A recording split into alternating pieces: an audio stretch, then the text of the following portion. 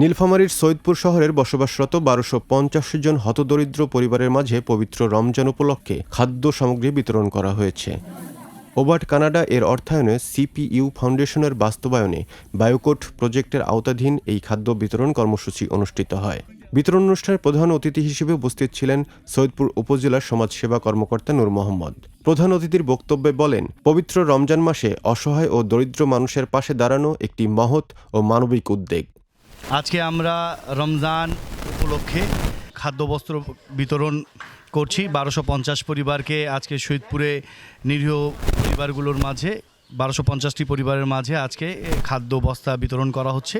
এই খাদ্য বস্তার মধ্যে রয়েছে ১০ কেজি চাউল, ২ কেজি মসুর ডাল, ২ কেজি ছোলা, ২ কেজি চিনি, ১ লিটার সয়াবিন তেল এবং ১ কেজি লবণ।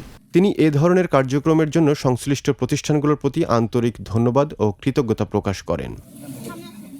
অনুষ্ঠানে স্থানীয় গণ্যমান্য ব্যক্তিবর্গ, সমাজসেবক ও সুধীজন উপস্থিত ছিলেন। শেষে ১২৫০টি হতদরিদ্র পরিবারের মাঝে এসব খাদ্য সামগ্রী বিতরণ করা হয়, যা উপকারভোগীদের মাঝে ব্যাপক সন্তোষ ও কৃতজ্ঞতার সৃষ্টি করে।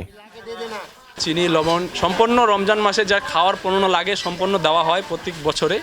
হ্যাঁ, আর এখানকার মানুষ প্রত্যেকটা এলাকাবাসী সুবিধা পায় ওবার্ট কানাডা। ছোলা দিছে, চাল দিছে, চিনি দিছে, লবণ দিছে, অনেক জিনিস দিছে আমাকে। অনেক ধন্যবাদ।